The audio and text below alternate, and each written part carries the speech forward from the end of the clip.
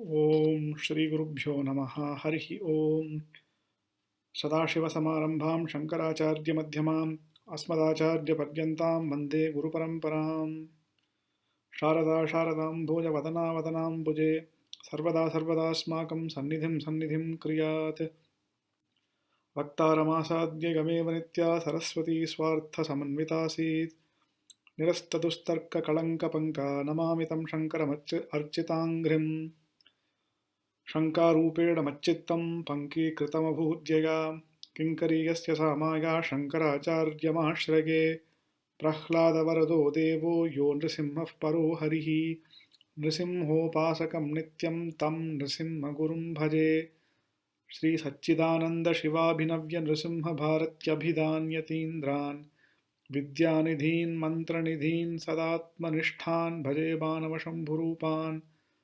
सदात्मध्याननिरतं विषयेभ्यः पराङ्मुखं नौमि शास्त्रेषु निष्णातं चन्द्रशेखरभारतीं विवेकिनं महाप्रज्ञं धैर्यौदार्यक्षमानिधिं सदाभिनवपूर्वं तं विद्यातीर्थगुरुं भजे भारतीकरुणापात्रं भारतीपदभूषणं भारतीपदमारूढं भारतीतीर्थमाश्रये विद्याविनयसम्पन्नं वीतरागं विवेकिनं वन्दे वेदान्ततत्त्वज्ञं विदुषेखरभारतीम् Om.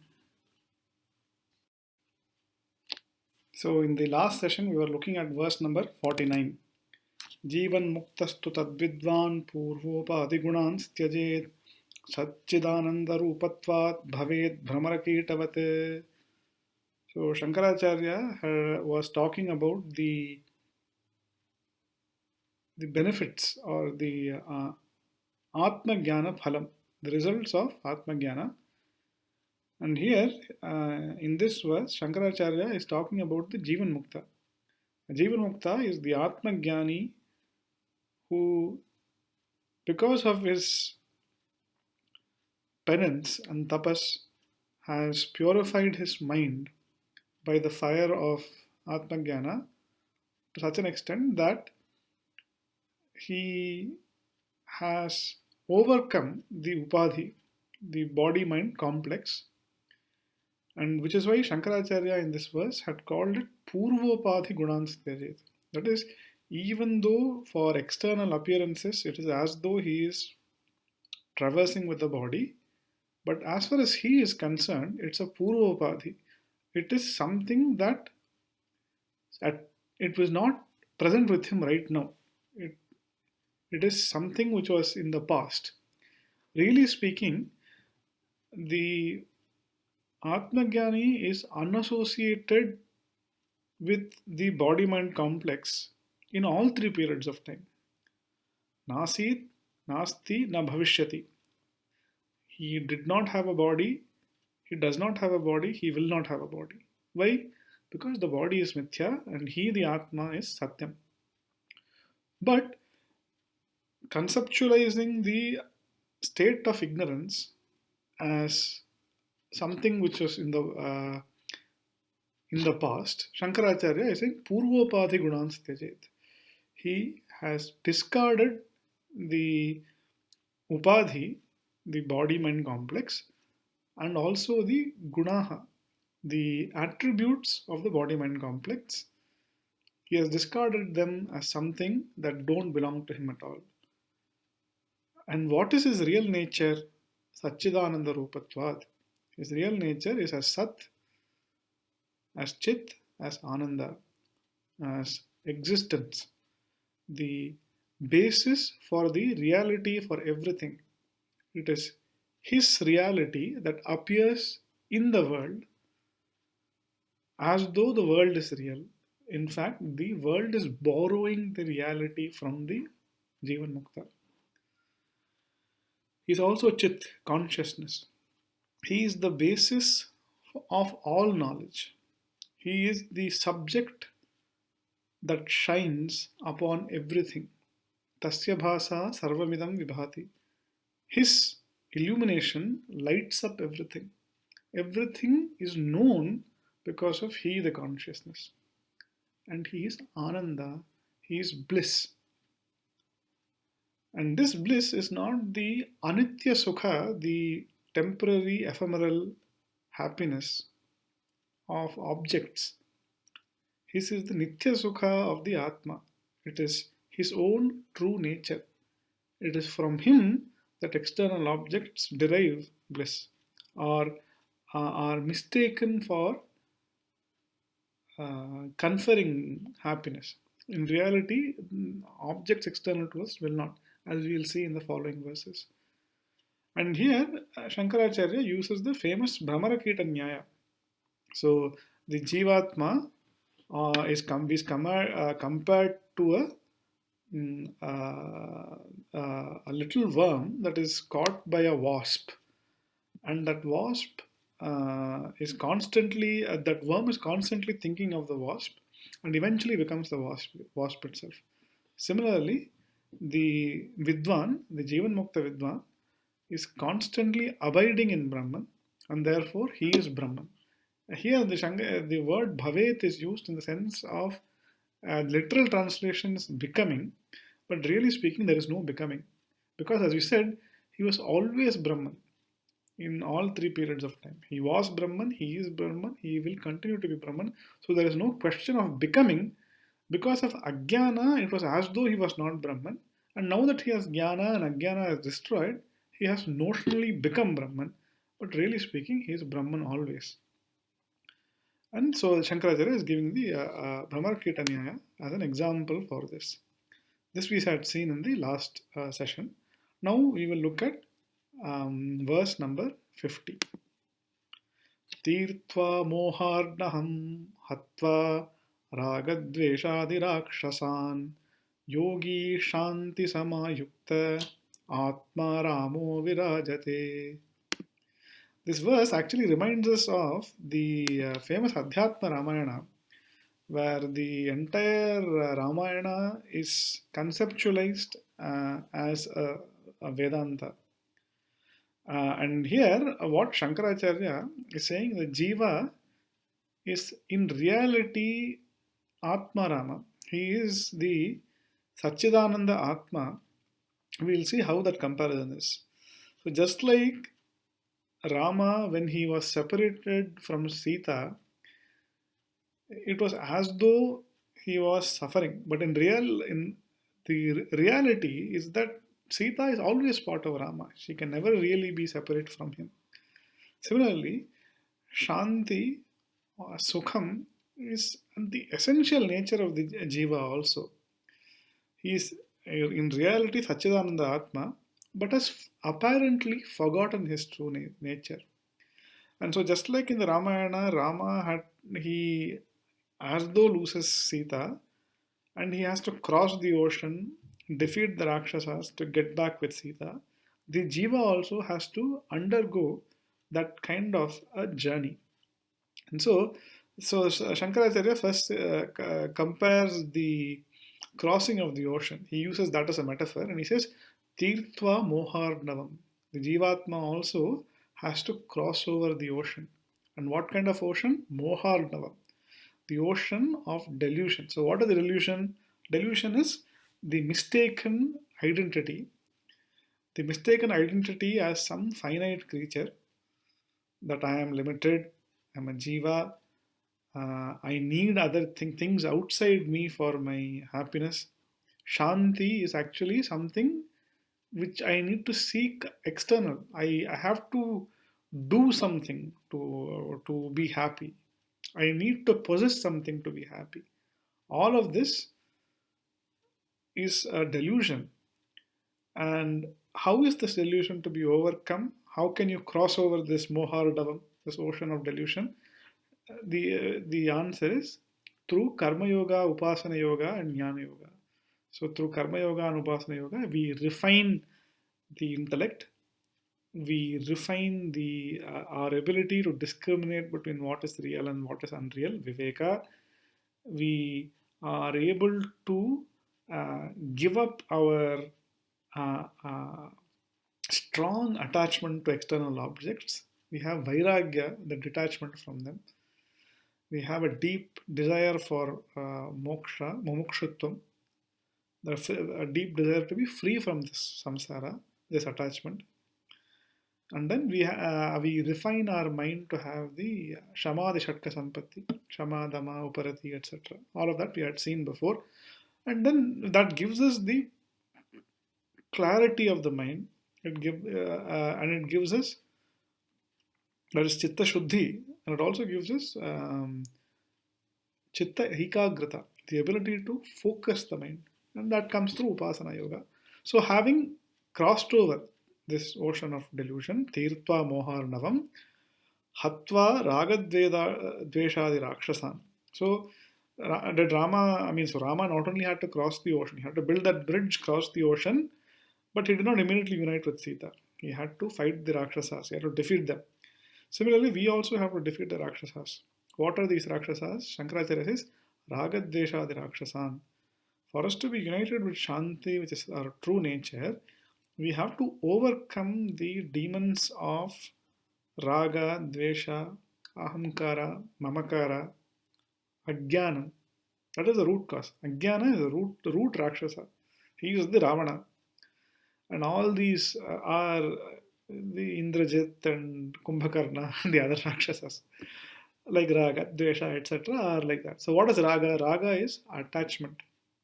Dvesha is um, hatred or fear of certain things. So we are not, we have a deep rooted attachment to certain things and a deep rooted fear and a hatred for certain things, which leads us to very strong emotions of likes and dislikes, which forces us to undertake effort to attain these certain things. And it also forces us to fear certain things, and it causes sorrow when certain things come in our possession. We want to avoid certain things. It leads to karma ultimately. It leads to the performance of action, either to attain something or to avoid something. And what does that do? That karma will not stop with itself. Every karma will lead to karma phala. It will lead to an experience of the result of karma. And for that experience, we need to have some medium of experience. And that medium of experience is the upadhi, the mind body complex. So, whatever can be experienced in this physical body will experience. And then we have been doing this for time immemorial. So, we'll need another body for this. We'll take another birth. Punarapi jananam, punarapi maranam, punarapi janani jathare shayanam. So, again, birth, death, etc. It's a never ending cycle. No, it is actually an ending cycle. It is a beginningless cycle. It is anadi, but it is santa. It has an end. And what is that end? Upon the dawn of knowledge, jnana agni sarvakarmani bhasmasat kurute. The fire of knowledge will burn all these karmas, and upon that we don't have to do that. And so we all of this raga, dvesha, ahamkara, ego, mamakara, the sense of possessiveness to certain things, all of that we'll have to overcome. And by doing that, hatva ragadveda dveshadi rakshasan, yogi shanti samayuktaha. So the yogi, he becomes one with his true nature, which is shanti. Shantam Shivam Advaitam, as the Mandukya Upanishad describes the Atma. The nature of the Atma is Shanti, is peace, is Sukha, it is bliss. There is, see, our own nature, we do not need anything else to give our own nature to ourselves. We already have it. See, what does nature mean? Nature is something which does not change. So, the Upanishad is telling us that Shantam Shivam Advaitam. Our nature is one of Shanti. We do not have to look at external things for Shanti. Nothing else gives us happiness. We are that fountainhead of bliss. We do not need anything else for it. But because of ignorance, we do not know our true nature, and therefore we mistake the infinite self for something finite, and we think of ourselves as very limited people. As aham manushya, I am a human being, is the biggest delusion. All of us are going through that. But in really speaking, we are not the body-mind complex, nor are we the attributes of the body-mind complex. Really, we become one with our own nature as a result of this Atma Jnana. And just like Rama becomes one with Sita and then rules in Ayodhya, similarly, Shankaracharya says, Atma Ramaha Virajate. And the yogi becoming one with Shanti again, Shanti Samayuktaha, Atma Ramo Virajate. He shines as Atma Rama, the one who totally delights, revels in himself. So, Atmani Ramante iti Atma Ramaha. He, uh, he is reveling in himself. There is nothing else that he requires. He does not depend upon the external world for joy. He is his own source of joy. That's what this verse means. Verse number 50. Now, verse number 51 we will look at. Bahya nitya sukha saktim hitvatma sukha nirvritaha ghatastha deepa vatsvastham swantareva prakashate. So the previous verse had talked about Atma Rama. So this verse is a commentary on that word Atma Rama. It says Shankaracharya. So in Vedanta says there are two types of happiness: Atma Sukham and Vishaya Sukham. Atma Sukha is the happiness which is our true nature, and Vishaya Sukha is the happiness that is derived from external objects. And so Shankaracharya is saying these Bahya Anitya Sukha Saktim Hitva. So the Jivan Mukta, he discards the asakti. Asakti means obsession. The obsession with what? Bahya Anitya Sukha. With happiness that comes from the contact with external objects. We think that money gives us happiness. We think that possessions give us happiness. We think that our achievements give us happiness. We think that our job gives us happiness. We think that our family gives us happiness. With none, but in reality, all of this is unreliable happiness, and it is unreliable because it is anitya. It is finite. It is ephemeral. It is temporary. So Shankaracharya says, don't depend on external things. If you depend on external things, that is a risky proposition. And so, what are the Atma Jnani, who knows this reality? He overcomes his. He does not have any obsession with Anitya Bahya Sukham, and he is Atma Sukha Nirvritaha. So Nirvritaha means totally contented. He is completely satisfied with what? Atma Sukha, with his own natural happiness. He therefore the verse uses the word he is swastha. Swastha means what? Swasmin sthiti. That means he is abiding in his own nature. He That is the true meaning of the word swastha. But in many languages we use the word swasthya to reflect the state of health. We talk about physical health as in swasthya. Now, so if you look at the basis for that is actually a Vedantic basis for the word also. What is true health? True health is complete independence, swatantrata. We are not dependent on anything external. The moment we have external things come into us, into the physical body, like any germs, etc., it removes the natural health of the body. And therefore, we go from swastha to aswastha. Similarly, the Atma Jnani, who is a Jivan Mukta, he is swastha. He is the epitome of health, not in terms of physical health, but he is the epitome of self-dependence because he is abiding in his true nature. He is not dependent on anything else for his happiness. And that is the true meaning of the word swastha. And so, Shankaracharya uses he gives an example. First, let's finish the thing. He says, Swantareva prakashate. He shines within himself. What does that mean? Swantareva means antareva prakashate. He does not look outward for happiness. He is not extroverted in that sense. He's he in his dealing with the world also he's inward looking. So for all practical purposes, he is as though he's transacting with the world, but he in really he's inward looking because he's his source of illumination is himself. Swantareva prakashate. And like what?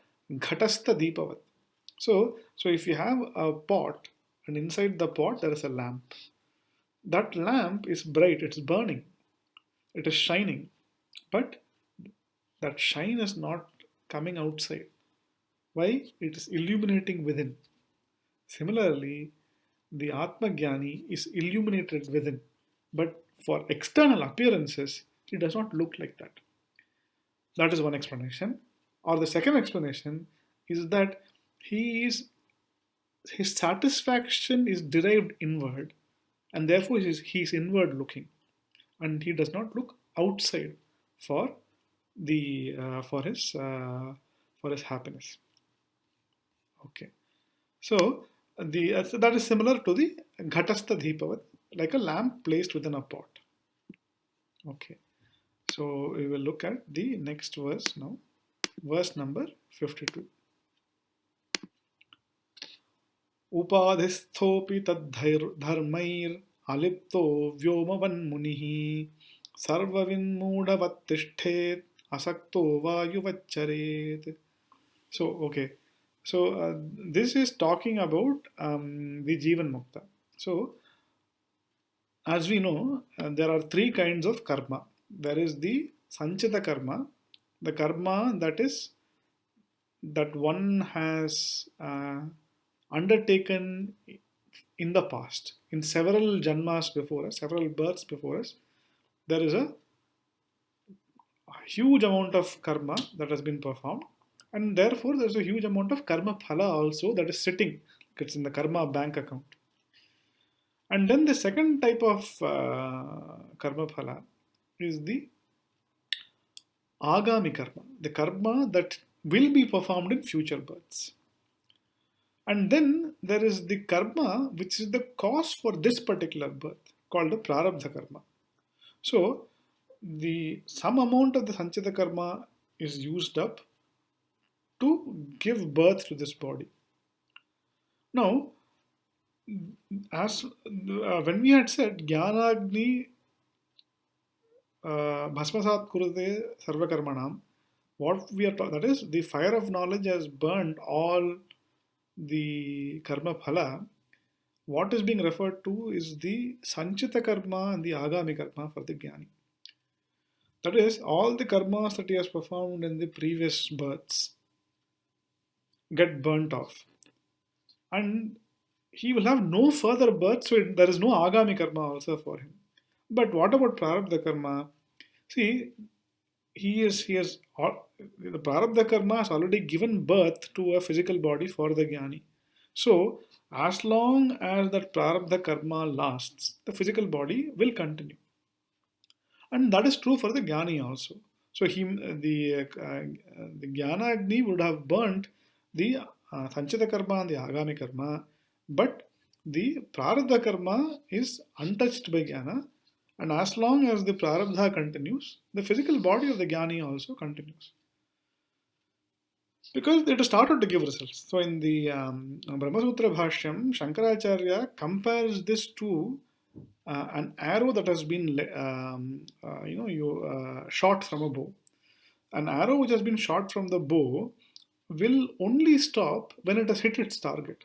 Similarly, the prarabdha karma which has started to give its results will continue giving its results until that prarabdha karma is resolved. It's exhausted. So that's what Shankaracharya is saying. As long as the prarabdha continues, the upadhi continues. But what is the nature of the jnani in the physical body? Now, what is the nature of the jivan mukta in the physical body? That is what this verse is saying. So Shankaracharya says, Upadhistopi tadharmaihi alipto vyomavat munihi. So upadhistopi. What this means is, even though the body is persists, even though the Jivan Mukta appears as though he is present in the body, really speaking, he is all pervading. He is not confined to a body. Tad dharmaihi aliptaha vyomavat.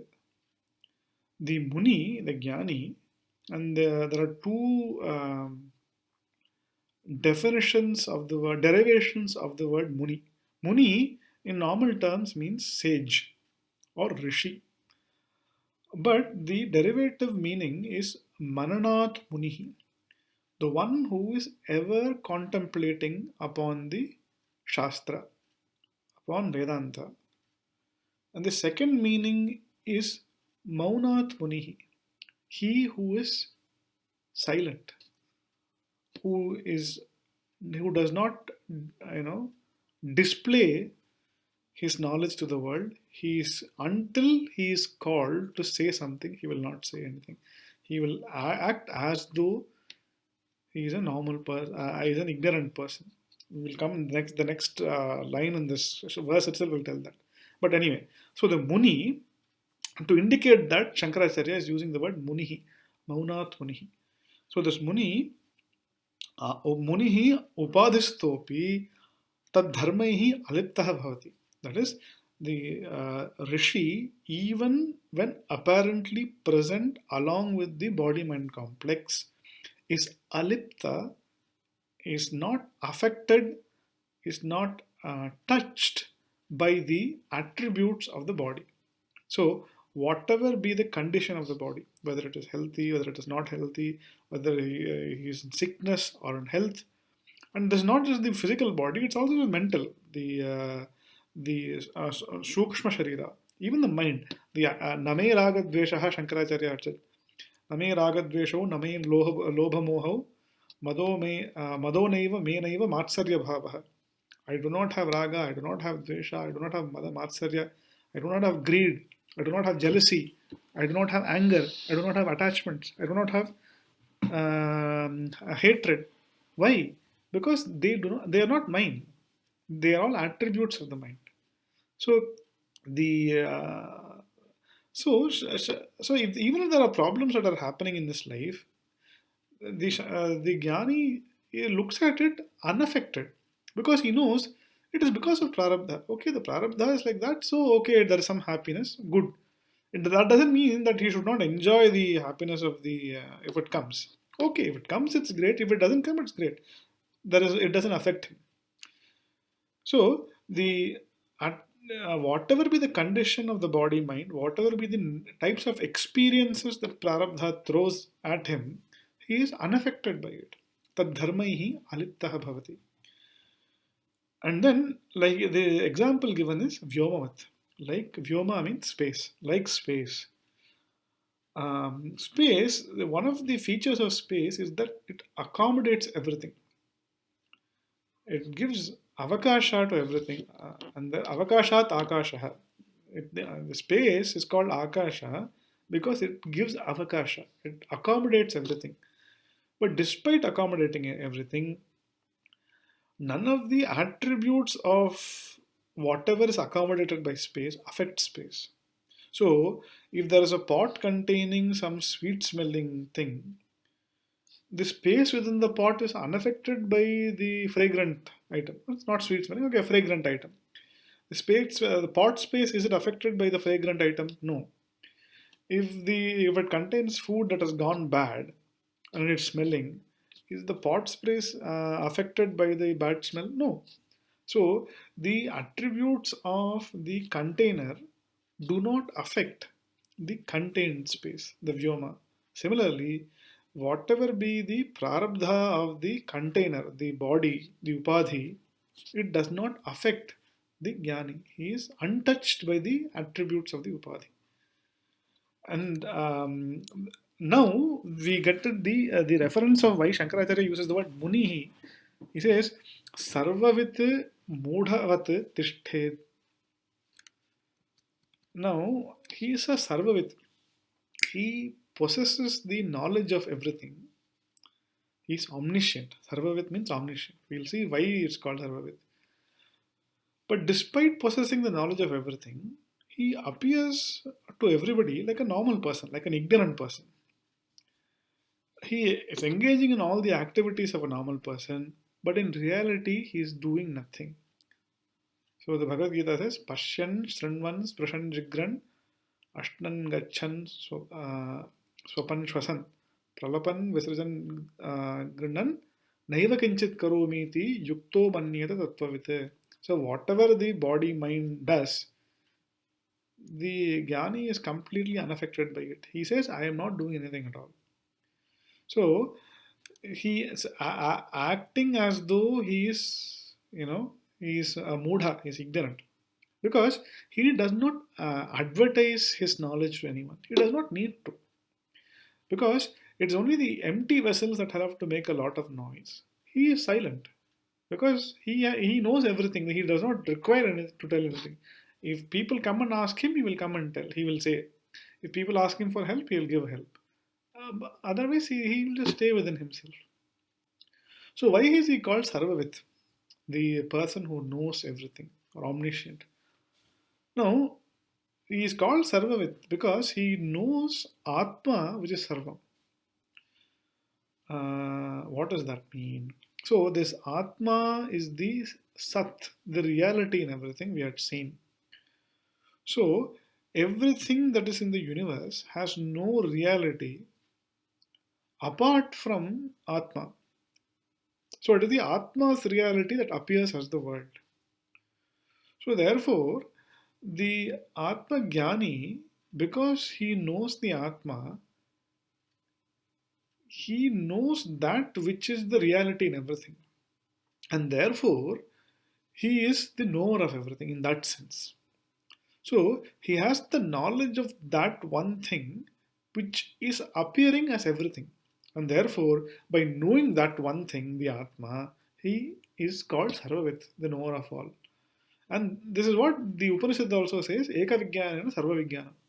What is that one? So, in the Chandogya Upanishad, Uddalaka Aruni had asked his son, was very proud of himself. So he asked his son, the son, Shvetaketu, was a little bit arrogant.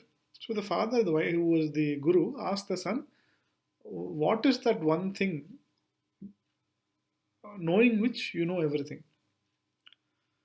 Now, the reason why he asked that was because the son had come home and he was acting in a slightly arrogant manner, in a haughty manner in front of his father. And that was because he had gone to a Gurukulam, he had studied everything and he had come. So the father wanted to test him.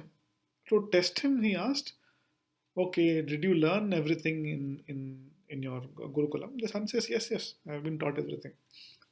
And so the father asks, okay, did your teachers teach you this one thing? What is it? He asks. Yes. What is that one thing knowing which you know everything? And so the son says, how is it possible? How can there be one thing? If you know one thing, you'll only know that thing. How can you know everything by knowing one thing? That is not possible. To which the father gives an example. See, just like you have many vessels made of clay. Now, what are those vessels? They are nothing but clay only. They are all different forms and different names given to clay. So, if you know what is the raw material that is used to make those clay vessels, it is by knowing that clay vessel, by knowing that raw material, which is clay, everything made of clay will be known.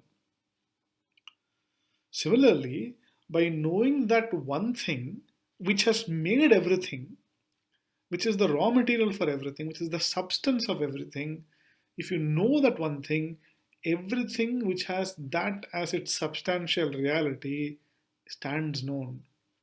And so, in determining what that one thing, the father Uddalakaruni teaches his son that it is Atma, Sat, Sadeva Somya Idamagra Asit, Ekameva Dvitiyam, Tat, Sat, Twamasi Shvetaketo. the father tells his son. So he establishes that it is the Atma, also called Sat in that Sadvidya chapter, which is the source for everything, which is the ultimate substantial reality behind everything, and everything is nothing but that Atma. And having established that, he says, if you know that Atma Shvetaketu, you will know everything. And so that is the basis for the Sadvidya chapter. And so here, coming to our verse here, Shankaracharya calls the Atma Jnani as Sarvavite because that Atma is Sarvam. It is the Upadana Karanam, it is the material cause, the substance, the raw material behind the entire universe. And when we examine what that Atma is, that Atma ultimately is existence. It is existence that appears in everything. And if you take existence out, there is nothing else. Names and forms are merely that a word appellation, which is simply something that you call it by, and an appearance, a form for that existence. That is the entire world. This entire world is nothing but a name and form of that existence. And if you know that existence, if you know that Atma, you know the entire universe. And therefore, despite being Sarvavite, the Atma Jnani transacts with the world as though he is a Modha. Because he has no need for external validation. He has no transaction with the external world. But he acts for the purpose of Loka Sangraha, for the purpose of helping the universe. He as though transacts with it. But in reality, he is doing nothing. Naiva kinchit karomiti yukto manyeta tattvavite. And therefore, he is asaktaha. He does not depend upon or require anything. If he has something, he is fine. If he doesn't have it also, he is fine. So there is no obsession. There is no asakti with possessing anything or having anything or experiencing anything for the Jnani. And therefore, he moves about freely in this world. So in sannyasis were called parivrajaka. Parivrajaka means he who moves around. And the reason why there was a rule that was given that no sannyasi should remain in the same place for too long. Because if you are, whether that place is a palace or you're taking shade under a tree, if the sannyasi is spending more than 1 or 2 days in there, it's natural human tendency to develop an attachment for it. It becomes my tree, my, my house. So that therefore they were required by Shastra Vidhi to keep traveling, to be parivrajakas. They have to keep traveling all about freely. And so the Atma Jnani, so this is for those who have not attained the Atma Jnana yet. For those that have attained the Atma Jnana, there is no Vidhi, no Nishedha. Because, I mean, they are beyond all that. So, the Atma Jnani also moves about this world as though he's like a normal person, but he is completely unaffected. So, two examples are given in this verse. Vyomavate, that is, he accommodates everything but is unaffected by everything. And then Vayuvate, like wind, he moves about but is unattached to anything. Okay, now we will look at the next verse number 53. Upadi vilayad Vishnu nirvishesham vishen munihi jale jalam viyad vyomni tejas tejasiva yatha. So until now Shankaracharya was talking about Jivan Mukti. Now he is talking about Videha Mukti. So we had seen that for so long as the Prarabdha is present, the body of the Jnani is present also. And when the Prarabdha ends, the body falls. So in this verse, Shankaracharya is talking about what happens when the body of the Jnani falls. That is when the Jnani dies, so to speak. Really speaking, he is not dying or anything because he is the Atma which is ever present. He is the Atma which is present at all times and at all places. In fact, both time and space are present within the Atma, within the Jnani. So he is beyond time and space. He's timeless and he's spaceless. But for the sake of appearances, he is like as though transacting in the world as a Jivan Mukta we had seen. Now, when that Prarabdha has ended, the body of the Jnani falls. So for both the Jnani and the Ajnani, the as long as Prarabdha lasts, the body is present. But the difference is for the Ajnani, the Agami karma is there, the Sanchita karma is there. So he keeps getting births and he keeps uh, performing action, performing karma, which gives rise to more and more bodies and more births to experience the results of those karmas. But for the Jnani, that is not the case. For the Jnani, there is no Agami or Sanchita karma. And so when the body falls, Upadhi Valayat, Upadhi Valaya means the dissolution of the Upadhi, the body mind complex. So what happens in the dissolution of the body mind complex? The physical body, the Sthula Sharira, goes back to the Sthula Prapancha, the physical universe. The Sukshma Sharira, the mind, etc., goes back to the Sukshma Prapancha. And the Karana Sharira goes back to the Karana Prapancha. So there is nothing left of the Jnani. And then what happens to the Jnani then? Is Vishnu Vishet. So it says the Muni, the Jivan Mukta, merges into Vishnu. Okay, so there are two words here. Both of them are slightly confusing. Now we'll first look at Vishet, which means essentially he merges. He merges into Vishnu. Now this is not a real merger. So there's not a merger like you're going from one place to another place. No, that's not the case. This is not like joining also. So you're not like going from place to place. There's not joining, but this is a figurative merger. So, so if it again, we'll go back to the very famous pot space example. So there is a pot. Within the pot there is space, and then outside the pot there is all-pervading space. So there is the Mahakasha and the Ghatakasha. Now, when the pot breaks, we figuratively say the pot space has merged into the all-pervading space. But really speaking, there is no merger involved. What was inside is just a notional being inside the pot. In fact, space is not within the pot is within space. See, what happens? First, there is all-pervading space, then the potter makes a pot. And then we say, there is space within the pot. But really speaking, what came first, the space or the pot? The space only came first. Similarly, Chaitanya is all pervading, consciousness is everywhere. A mind comes, and then we say, oh, there is consciousness within that mind. There is Jivatma and there is Paramatma, we say. And after the mind goes, we say the Jivatma merges into the Paramatma. It's exactly like the pot space and the all pervading space. In the sense, there is no actual merger itself. The mind is within consciousness. Similarly, just like the pot is within space, space is not within a pot. Similarly, there is no actual merger that takes place. Huh? So the just like the pot space figuratively merges into the open space, the Muni figuratively merges into Paramatma. Now, the word Paramatma is referred to by the word Vishnu. Now, here again, by Vishnu, we are not referring to Mahavishnu in Vaikuntham or anything like that. So, it's not like the Jivatma travels to Vaikuntha Lokam, like in Avishashtadvaitam or Dvaitam, etc. That is not the case.